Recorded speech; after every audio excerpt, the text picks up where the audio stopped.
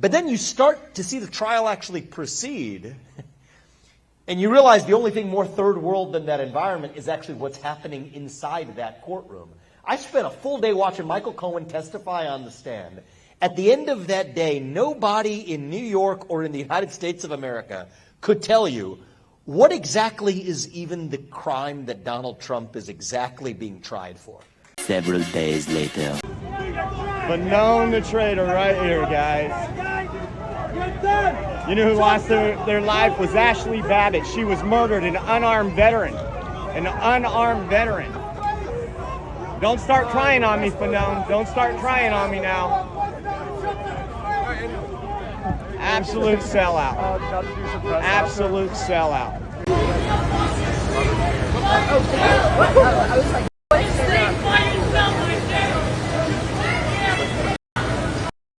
Democrats, you are gangsters. You are gangsters. You're a little punk. You're a softie. You're a nobody. Your movies suck. You're trash. You're trash. You're done. You're done after this, my guy. You're done.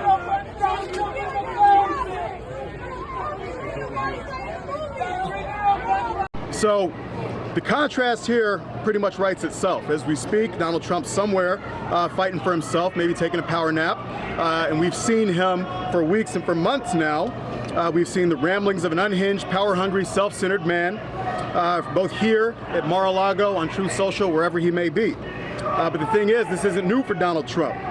It's how he spent his 4 years in the White House. It's how he spent every moment since he lost the 2020 election. And in 1 month, Americans are going to have an opportunity to witness in prime time the clear contrast between Donald Trump, who's a chaos agent waging a self-obsessed campaign of revenge and retribution, go up against Joe Biden, who's a leader who fights for Americans every single day. As the president said when he challenged Trump to debate, the president has a list of things he'd like to talk to Trump about if Trump does in fact show up in Atlanta on June 27th.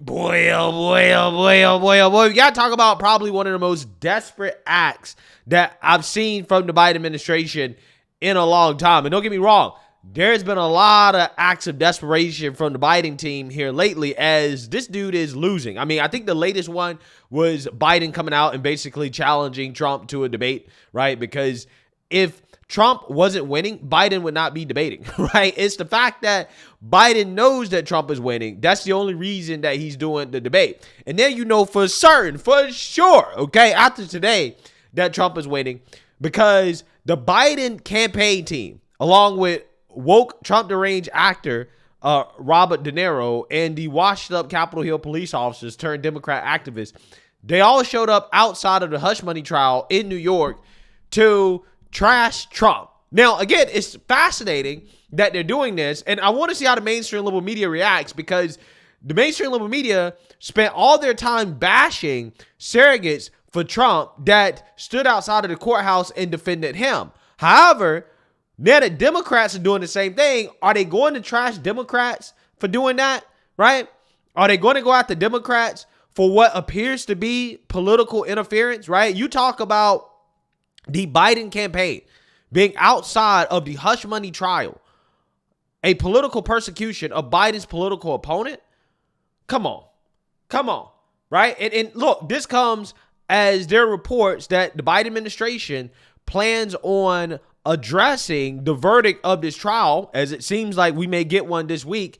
So the Biden administration is basically trying to take advantage of whatever the outcome of this trial will be to go after Trump. And again, this is why he's lining up his minions, his goons, to try to trash Trump. For President Trump's New York criminal trial, closing arguments are set to begin today after more than 4 weeks of proceedings and testimony from nearly 24 witnesses. And President Biden is reportedly ready to break his silence on the case, Ainsley. Rich Edson is live at the White House to tell us the latest. Hey, Rich. Hey, good morning. Well, you know, President Biden has made subtle references to his opponent's legal issues on the campaign trail, but this would be different. Politico is reporting, quote, Biden intends to initially address the verdict in a White House setting, not a campaign one, to show his statement isn't political, according to the people who were granted anonymity to discuss internal deliberations. The report says the president has made no decisions on timing or setting where he would refer. to any type of verdict. The Biden social media team is considering using, quote, convicted felon Donald Trump, unquote, to refer to the presumptive Republican nominee if a jury convicts the former president. Yeah, so the Biden team is in fact desperate, and I'm going to talk a little bit more about how desperate they are and the fact that this is not a good idea. Like, I mean, I'm not sure exactly who's running Biden's campaign or the White House. Okay, I'm pretty sure some woke progressive Democrat strategist is doing it, but I don't think this is a good idea. I think that this is one of those things that could backfire if Biden overtly starts commenting on the outcome of this trial against Trump, regardless of how it goes, right? But again, he's falling for the bait because this is how desperate they are, okay? They're rolling out Robert De Niro, right? The Trump deranged actor, to talk trash about Trump outside of the trial. And he got heckled the whole time. In fact, if you listen closely, you can hear the F Joe Biden chants in the background. It's pretty funny. I love this city. I don't want to destroy it. Donald Trump wants to destroy not only the city, but the country, and eventually he could destroy the world. But we vowed we would not allow terrorists. I owe this city a lot. And that's why it's so weird that Donald Trump is just across the street. Because he doesn't belong in my city. I don't know where he belongs, but he certainly doesn't belong here. We New Yorkers used to tolerate him when he was just another grubby real estate hustler masquerading as a big shot, a two-bit playboy lying his way into the tabloids, pretending to be a spokesperson for himself. He was calling it as himself for himself, to fool the press into inflating his net worth. A clown. But this city is pretty accommodating. We make room for clowns. We have them. Yeah, I mean, you have one speaking right now. Again, so listen, here's the thing, right? I'm not sure exactly what Biden thinks this is going to accomplish, right? Why would you send your campaign team out here in order to try to trash Trump outside of Trump? They're not saying anything that anybody hasn't already said about Trump, that the mainstream liberal media, MSNBC, doesn't say about Trump on a daily basis. I'm not entirely sure what the point is, right? In fact, I think that this type of, like, what seems to be interference, political interference, I think it could backfire. I really do. But again, like I told you guys, this guy is desperate. In fact, there was a new report that came out from Politico showing that Democrats are in the freak out mode over Biden. Who knows? Okay, they could be geared up to replace this guy. I don't know. And now Democrats are also freaking out, according to this Politico article that just dropped this morning, about Joe Biden. And they're saying in this article, if you work for the campaign or you're a close friend of his, you don't want to go on TV and talk about this. You don't want to admit how bad Joe Biden is. And it talks about some of their concerns. Some of them are immigration, high inflation, Biden's age, how unpopular Kamala Harris is, and the presence of a third-party candidate like RFK Jr. So Politico writes, in part, nearly 5 months from the election, anxiety has morphed into palpable trepidation, according to more than a dozen party leaders and operatives. And the gap between what Democrats will say on TV or in print and what they'll text their friends has only grown as worries have surged about Biden's prospects.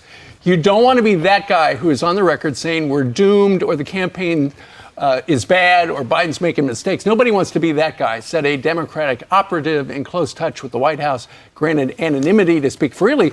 But yeah, Biden. So again, basically what they're saying is that, well, Biden's a disaster, right? Behind closed doors. Okay, this is what they're saying. But in public, when they go on MSNBC or CNN, they try to pretend like everything is great. And see, that's what really annoys me about the mainstream liberal media, right?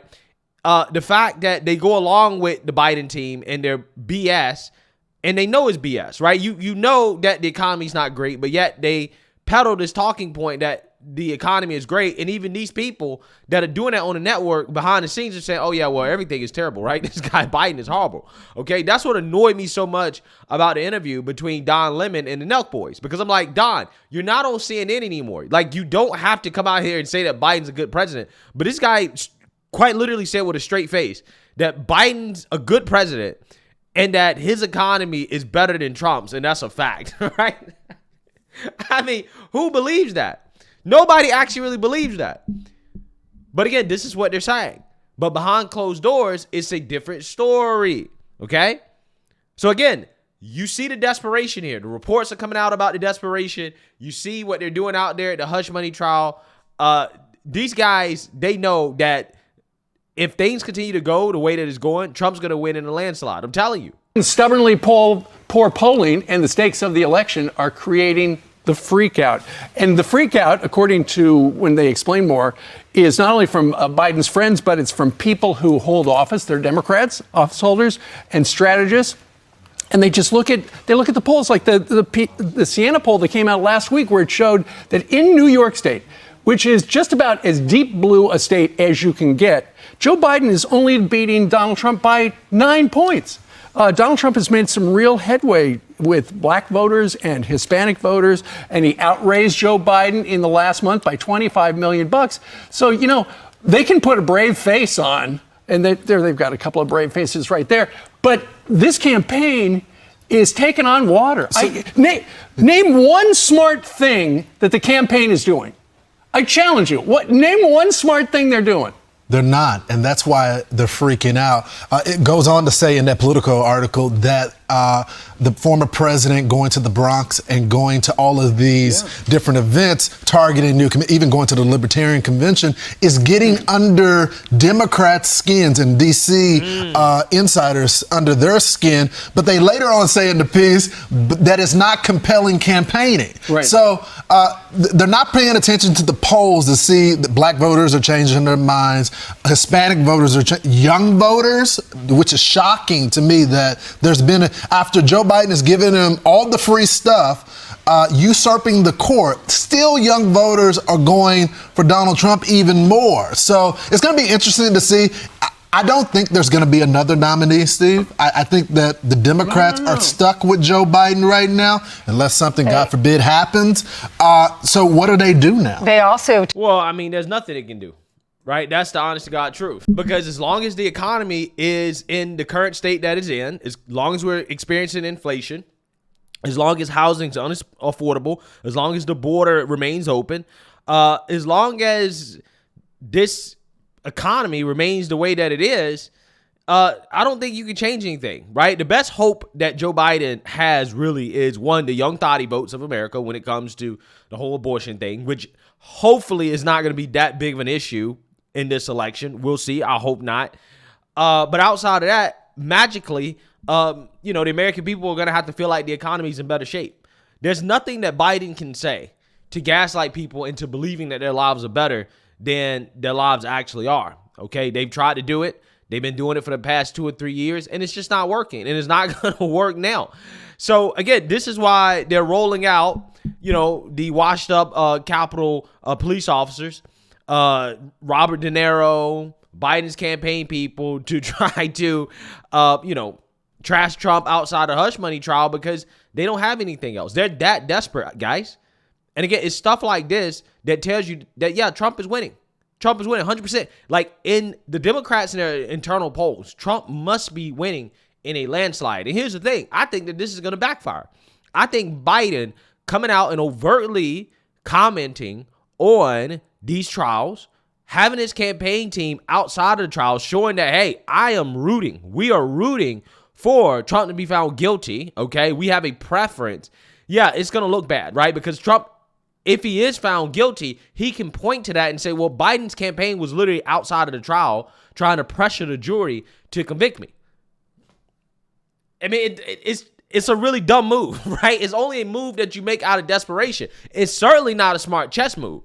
Because, I mean, there's so many ways in which this can backfire. The best thing that the Biden team can do is to distance themselves from anything related to Trump's criminal trials because, again, it already kind of seems like it's politically motivated, right? I think Trump's argument about this all being a political persecution from Democrats against them, pretty compelling, right? But if you start to have the Biden team come out and to overtly associate themselves with it, to cheer on Biden's political opponent being thrown in jail, I mean, that's going to give more fuel to the fire of Trump coming out here and saying, yeah, this is all Biden, right? These are Biden's trials, okay? Which, again, is going to have the opposite effect of what the Biden administration intends by sending their campaign out there to basically trash Trump and to cheer on a guilty verdict. It really doesn't make sense. But again, this is what happens when literally everything you try doesn't work, and now you're just doing anything, right? You're just throwing